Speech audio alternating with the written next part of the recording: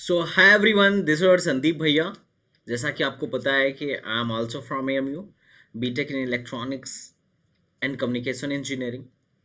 और मैं यहाँ पे ये वीडियो इसलिए बना रहा हूँ क्योंकि बहुत बच्चों ने मुझे मैसेज किया था पर्सनली, टेलीग्राम, इंस्टाग्राम, मतलब बहुत सारा कि भैया एएमयू का फॉर्म कैसे फिल करना है। एएमयू के फॉर्म को फिल करने में बहुत इशू आ रही थी। बहुत बच्चों को क्लियर नहीं था कि कब स्टार्टिंग है फॉर्म का, कब लास्ट डेट है, कहाँ कहाँ सेंटर होता है। और सबसे बड़ी बात थी कि सारे स्टूडेंट्स यही कह रहे थे कि भैया आप ना एक वीडियो बना दो। ठीक है, आप एक वीडियो बना दो, वो भी डेडिकेटेड स्टेप बाय स्टेप कि कैसे एमयू के फॉर्म को हमें फिल करना है बिना गलती किए। क्योंकि बहुत बार ऐसा होता है कि हम छोटी छोटी गलतियां करते हैं और एडमिशन से वंचित रह जाते हैं। तो यह वीडियो डेडिकेटेड है अलीगढ़ मुस्लिम यूनिवर्सिटी के एप्लीकेशन फॉर्म पर, क्योंकि अलीगढ़ मुस्लिम यूनिवर्सिटी का फॉर्म आ चुका है। अब इसके फॉर्म्स को भरना कैसे है इसके बारे में ही मैं यहाँ पर बात करने आया हूँ।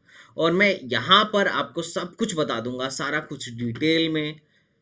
मेरे हिसाब से इस वीडियो को देखने के बाद से आपको किसी और वीडियो की नीड ही नहीं पड़ेगी।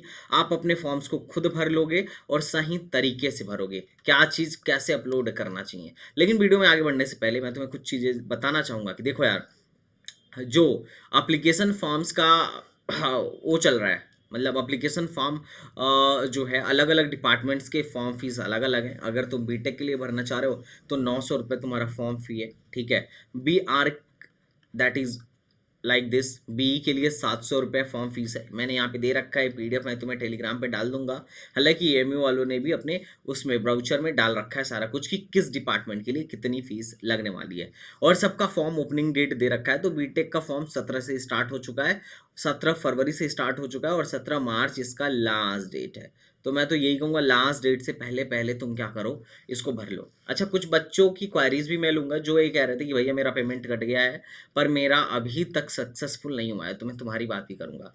अच्छा, एएमयू में एक और सुविधा है कि लेट फीस दे के भी 24 तारीख तक तुम फॉर्म भर सकते हो। मतलब अगर 17 को नहीं तुम भर पाए तो 300 रुपये का लेट फीस दे के 24 तारीख को फॉर्म भर सकते हो। ठीक है, तो ये भी एक ऑप्शन है। बाकी सारे कोर्सेज हैं, इंजीनियरिंग के कोर्सेज हैं, डिप्लोमा वालों के भी फॉर्म 17 से ही चल रहे हैं और 17 को लास्ट डेट है। ठीक है, तो इनके सारे फॉर्म्स की ये दी जा चुकी है। एग्जाम्स डेट भी तुम्हें स्क्रीन पे दिख रहा होगा कि बीटेक का 14 को है। ठीक है, और बाकी एमटेक वमटेक को 1 तारीख को है। तो दैट्स इट।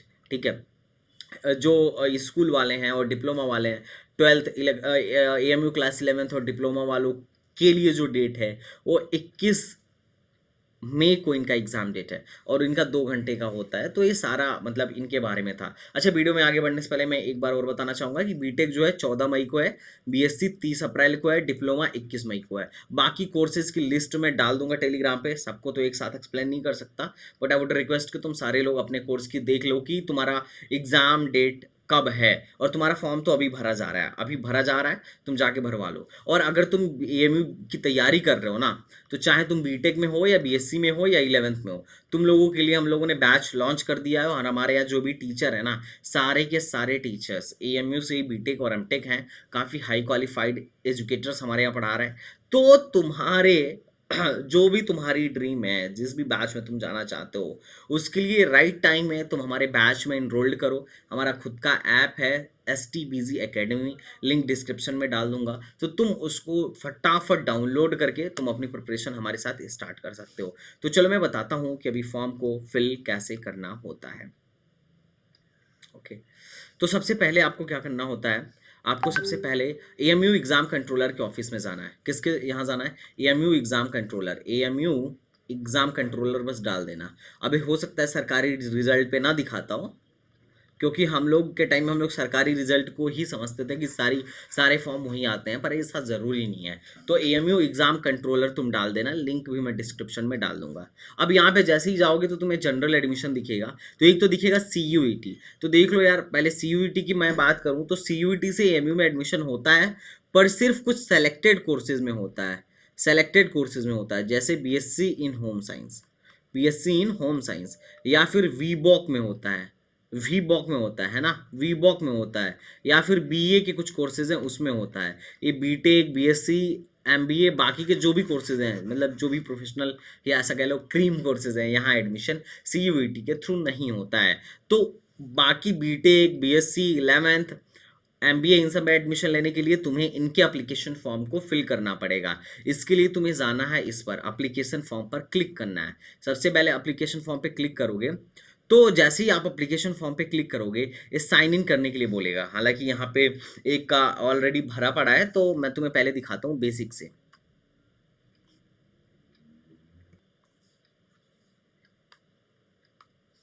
तो देखो मैंने डाला है MU exam controller.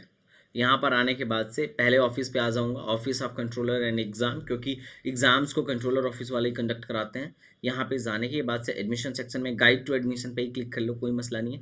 Application form पे क्लिक करो। एप्लीकेशन फॉर्म पे क्लिक करने के बाद से तुम्हें क्या करना है, एक खुलेगा पोर्टल, यहाँ आएगा साइन इन और साइन अप। तो देखो साइन इन वो लोग करेंगे जो ऑलरेडी फॉर्म फिल कर चुके हैं, मतलब रजिस्ट्रेशन का प्रोसेस कंप्लीट कर चुके हैं। और साइन अप वो लोग करेंगे जिनको शुरू में, मतलब शुरू से करना है, जो अब तक फॉर्म नहीं फिल किए हैं इस साल।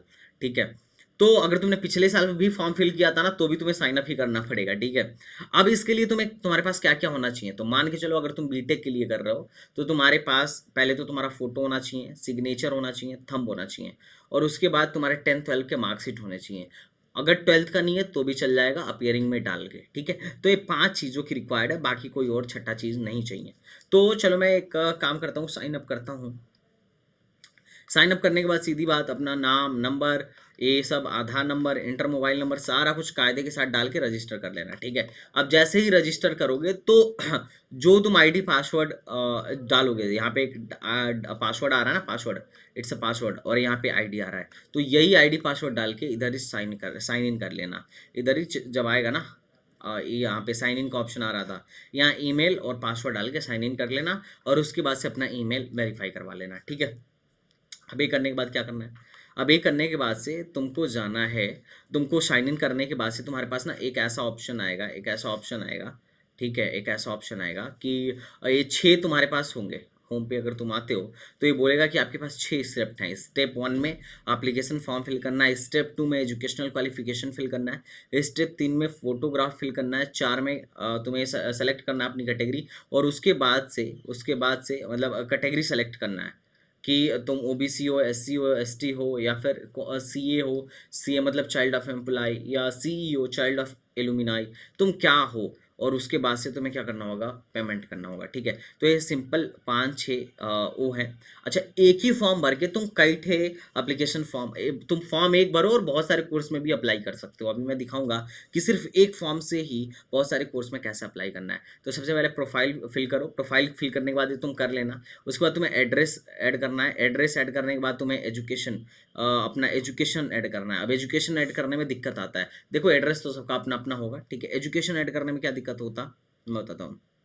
अब देखो यहाँ पे एक दिख रहा है एसएससी, इसका मतलब हुआ सीनियर सेकेंडरी सर्टिफिकेट, इसको हाई स्कूल बोलते हैं। तो हाई स्कूल डाल के, यहाँ पे कोर्स नेम हाई स्कूल डाल के, और बाकी अपना सारा कुछ डाल देना। ठीक है, ये सब डालने के बाद से सेव कर देना और आगे बढ़ जाना। ये तो 10th का हुआ। अब होगा ट्रिपल एस सी, इसका मतलब हुआ सीनियर सेकेंडरी, ठीक है, सीनियर सेकेंडरी स्कूल सर्टिफिकेट। तो ये इसका मतलब हो गया 12th, तो 12 डाल देना। अगर कोई डिप्लोमा से है तो डिप्लोमा डाल के अपना डिप्लोमा का सारा कुछ वो करके और अपना सर्टिफिकेट यहाँ पे अपलोड कर देना। रिमार्क में तुम, इट्स अ नॉट नेसेसरी, अगर तुम्हें कुछ कोई तुम्हारा रिमार्क हो तो तुम डाल सकते हो, जैसे कि किसी की ऐसा हो कि मतलब इज़ देयर एनी इशू, तो तुम डाल सकते हो, अदरवाइज तुम छोड़ दो। यहाँ पे ऑलरेडी यहाँ पे लिखा हुआ है क्या, diploma engineering who wish to apply BTech course and have passed diploma engineering or MU are required to select their qualification level as SSC and fill other detail accordingly before applying to section this। ठीक है, तो ये तो तुम्हें था कि तुम्हें अपने एजुकेशन डिटेल के बारे में भरना है। जब एजुकेशन डिटेल भर दो तो तुम्हें क्या करना होगा, तुम्हें आगे बढ़ जाना होगा, और आगे बढ़ के एजुकेशन क्वालिफिकेशन भरने के बाद से तुम्हें फ़ोटो अपलोड करना है। ये बहुत ध्यान से अपलोड करना है। ठीक है, बहुत ध्यान से अपलोड करना है। ठीक है, कि इसके लिए तुम्हें वहाँ पे दिया गया है कि इसमें होना चाहिए, मतलब इसका जो वो होना चाहिए, मतलब डायमेंशन होना चाहिए 600 पिक्सल गुणे 840 पिक्सल में होना चाहिए। और इन्होंने लंबाई चौड़ाई जो भी दिया हुआ है उसी के एंटर करना। सारा जो भी तुम डॉक्यूमेंट अपलोड करोगे जेपीईजी में अपलोड करोगे, जेपीईजी में अपलोड करोगे। तो एक एक चीज़ अपलोड करके तुम आगे बढ़ जाना। ठीक है, एक एक चीज़ अपलोड करके तुम्हें आगे बढ़ जाना है। तो ये तुम्हारा हो गया photo, signature and thumb impression. उसके बाद आता है तुम्हारी कैटेगरी। तो देखो कैटेगरी में क्या है, कैटेगरी में आता है एक तो CA, children of Aligarh Muslim university alumni. जैसे कि मैं मान लो मैं या कोई भी स्टूडेंट एएमयू से पढ़ के गया, अब वो एएमयू का एलुमिनाई है तो सीए कैटेगरी उसको मिलता है, उनके बच्चों को सीए कैटेगरी मिलता है, इनका रिजर्वेशन होता है। अब जो लोग यहाँ पे एम्प्लॉइज़ हैं, जो लोग यहाँ जॉब कर रहे हैं, उनके बच्चों को भी एएमयू में रिजर्वेशन मिलता है, उसको सी कैटेगरी कहते हैं। ओबीसी को BC category, SC scheduled caste, ST scheduled caste, ठीक है, बिलोंगिंग टू डिस्टेंस कोटा। अब डिस्टेंस कोटा का मतलब ये है कि मान लो कोई बच्चा ऐसा है जो यूपी के सटे राज्य से नहीं है, जैसे बिहार है तो हमारे लिए डिस्टेंस कोटा के अंदर नहीं आएगा। अब जैसे महाराष्ट्र है, डिस्टेंस कोटा में कोटा के अंदर आएगा, क्योंकि इसका बॉर्डर, यूपी का बॉर्डर कहीं से भी महाराष्ट्र से नहीं लग रहा है, ठीक है, समझ रहे हो। अब कश्मीर है तो इट्स अंडर डिस्टेंस कोटा, ठीक है। अब तो ये डिस्टेंस कोटा वाले डिस्टेंस डालेंगे। अच्छा, स्पोर्ट कोटा वाले स्पोर्ट्समैन डालेंगे, ठीक है। और एनसीसी वाले और पर्सनल पीडब्ल्यूडी वाले और चिल्ड्रन ऑफ गवर्नमेंट एम्प्लॉइज वाले अपने अपने अकॉर्डिंग, तुम लोग आर्म फोर्सेज वालों का भी कोटा है तो अपने अपने अकॉर्डिंग आप लोग अपने कोटे को क्या करना, चूज करना और उसके रिस्पेक्टिव सब वो डालना। जैसे मान लो मैं बीसी हूँ तो मैं ओबीसी लगाऊंगा। इसमें क्या करना होगा, सेलेक्ट करना होगा आप किस कास्ट से बिलोंग करते हैं, इस कास्ट को डालिए, आप किस सब कास्ट से बिलोंग करते हैं और ओबीसी सर्टिफिकेट आप बिलोंग करिए, ओबीसी सर्टिफिकेट आप अपलोड करिए। यहाँ पे एक अच्छी बात तुम्हें देखने को मिलेगी कि यहाँ पे ईडब्ल्यूएस का कोई कोटा नज़र तुम्हें नहीं आ रहा है, ईडब्ल्यूएस का कोई कोटा नहीं नज़र आ रहा है, ठीक है। ओबीसी का जो कोटा है वो भी बहुत ज़्यादा कोटा नहीं है, टेंशन ना लो, क्योंकि सीट जो है ना इंटरनल के लिए अच्छी खासी रिजर्व होती है। लेकिन चलो, ये जो ओबीसी कोटा है, अब बच्चे पूछेंगे कि भैया ये स्टेट का लगाना चाहिए या सेंट्रल का लगाना चाहिए, तो दोनों में से कोई भी लगा दो चल जाएगा, स्टेट का भी चल जाता है, सेंट्रल का भी चल जाता है। बस क्या होना चाहिए कि वो उसकी अवधि ख़त्म नहीं होनी चाहिए। जैसे तुम देखते होगे कि मतलब उसमें लिखा होता है तो कि इतने दिन तक वैलिड है, लाइक दिस, ठीक है। तो तुम उसके अंदर लगा सकते हो, स्टेट का लगाओ या सेंट्रल का लगाओ, उसमें कोई मसला नहीं है, ठीक है। हालांकि किसी का भी कास्ट बदलता नहीं है, कास्ट सर्टिफिकेट तो सेम रहता है, बट फिर भी जैसे जेई वगैरह में वो लोग हमेशा काउंसलिंग के टाइम में 1 अप्रैल के बाद का मांगते हैं, तो अभी तुम कोई सा भी लगा दो, घबराने की जरूरत नहीं है। काउंसलिंग के टाइम में अगर इन्हें लगेगा कि नहीं इट्स नॉट वैलिड तो ये तुम्हें बता देंगे, बट ट्राई करना है कि लेटेस्ट ही लगाओ, ठीक है, लेटेस्ट इज़ इम्पॉर्टेंट, ठीक है। तो ये तो हो गया तुम्हारा इसका, ठीक है, एक कैटेगरी सर्टिफिकेट हो गया। अब तुम अपने अकॉर्डिंग देख लेना तुम किस कैटेगरी से बिलोंग करते हो, ठीक है। अब आते हैं सबसे मेन चीज़ पे कि अप्लाई कैसे करना है, अप्लाई कैसे करना है। अप्लाई तो देखो, हमेशा जैसे ना तो हम लोग फॉरेनर हैं, ठीक है, और ना ही एनआरआई हैं, तो हम लोग को जनरल पिक पिक करना है। अब कौन से कोर्स में जाना चाहते हो, तो मान लो कोई बच्चा बैचलर में जाना चाहता है, वो बैचलर में जाना चाहता है, ठीक है, मान लो suppose that there is a student और जनरल का है, उसे बैचलर में जाना है, मतलब बीटेक करना है, मोटा मोटी मेरे कहने का मतलब ये है। तो तुम्हें बीटेक सेलेक्ट करना है, बीटेक सेलेक्ट करना है और प्रोसीड कर लेना है, ठीक है, प्रोसीड कर लेना है, ठीक है, प्रोसीड कर लेना है। अभी तुम्हें दिखा नहीं रहा होगा प्रोसीड करने के लिए, उसके पीछे का रीज़न है क्योंकि तुम्हें बोल रहा है कि पहले आप एजुकेशनल डिटेल को फिल करो। तो कोई बात नहीं, पहले जब तुम सारा एक बाई एक फिल करके आओगे ना, तो जब सब कुछ इधर का मतलब पहले के पांचों step, profile, address, educational, photo, ये सब जब ऑलरेडी फिल्ड होगा तो यहाँ नहीं भेजेगा, जब तक ये पूरा पीछे का क्लियर नहीं होगा अप्लाई करने नहीं देगा, वो भेज देगा इधर, ठीक है। तो तुम घबराओ नहीं, तुम्हें क्या करना है कि जैसे मैंने अप्लाई करने के लिए बोला, तो ऐसे ही तुम्हें हर कोर्स को ऐड कर लेना है। तुम जनरल पे जाओ, बीटेक जब ऐड करना होगा तो बीटेक ऐड कर लो। अगर तुम्हें मन कर रहा है कि मैं बीटेक और बीएससी दोनों के लिए बैठना चाहता हूँ तो बीएससी भी ऐड कर लो, ठीक है। अगर तुम्हें मन करे कि नहीं नहीं मैं बीटेक और बीएससी और बीआर्क, मतलब बीटेक और बीआर्क का एक साथ बैठना चाहता हूँ, तो बीटेक बीआर्क को भी ऐड कर लो। मतलब एक साथ तुम कई ठे कोर्सेज ऐड कर सकते हो, कोई मसला नहीं है। लेकिन ये ध्यान रखना, जितने ज़्यादा कोर्सेज ऐड करोगे उतना ज़्यादा फीस बढ़ता जाएगा, है ना। ठीक है, ये ध्यान रखना, okay. Are getting a point. तुम जो भी कोर्स में तुम्हें जितने भी चाहे, जैसे कोई बच्चा एक पूछ रहा था कि भैया मैं बीटेक में भी बैठना चाहता हूँ और डिप्लोमा में भी बैठना चाहता हूँ, तो बच्चा तुम बैठ सकते हो। यहाँ पे बैचलर की जगह पे तुम स्कूल कोर्स और डिप्लोमा इंजीनियरिंग सेलेक्ट कर लेना। एक बार तो बीटेक को ऐड कर लेना और साथ ही में school course and diploma engineering select कर लेना और साइंस एंड डिप्लोमा पे क्लिक करके प्रोसेस कर लेना। अब जब तक पीछे का क्लियर नहीं होगा ना, ये बोलेगा कि आप, ये तुम्हें पीछे भेज देगा, बार बार पीछे भेज देगा। तो पीछे जब भेजेगा तो कंफ्यूज नहीं होना है, इसका मतलब ये है कि तुम्हारे पीछे की चीज़ें कंप्लीट नहीं है कायदे के साथ, तो कायदे के साथ इन सारे स्टेप्स को कंप्लीट करो और फिर इनको ऐड करो, ठीक है। तो ऑलमोस्ट मुझे लगता है कि मैं तुम्हारे हर क्वायरी को सॉल्व कर चुका हूँ। ठीक है। अब कुछ बच्चों के मन में सेंटर को लेके आता है, तो चलो मैं सेंटर को भी बता देता हूँ। सेंटर को भी बता देता हूँ, सेंटर कहाँ जाता है।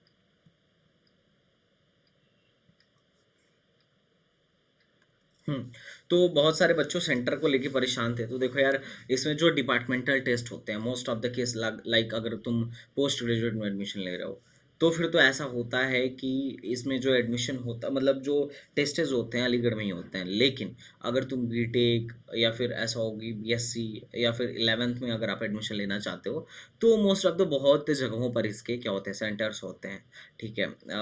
बिहार में भी होते हैं, कोलकाता में भी होते हैं, लखनऊ, अलीगढ़, बहुत सारे शहरों में होता है। ठीक है, तो इसकी डिटेल आपको वहाँ पे मिल जाएगी। आप जब फॉर्म फिल करोगे तो बोलेगा कौन से सेंटर पे आप जाना चाहते हो, तो उसमें आपको कोई टेंशन लेने की ज़रूरत नहीं है। मैं यहाँ पे एक नंबर दे रहा हूँ, हेल्प डेस्क नंबर एएमयू वालों का है। आप यहाँ पे मेल भी कर सकते हो और आप यहाँ पे उनसे कॉन्टैक्ट भी कर सकते हो अगर कोई डाउट हो तो। अब उन लोगों की बात करते हैं जिनका पेमेंट हो गया है लेकिन दिखा रहा है कि अभी नहीं हुआ है। तो यार तुम कुछ दिन तक वेट कर लो, ठीक है? कुछ दिन तक वेट कर लो। अगर फिर भी तुम्हारा सक्सेसफुल नहीं हो रहा है तो पहले इनसे कॉन्टैक्ट करो इन सारे नंबरों पे, ठीक है?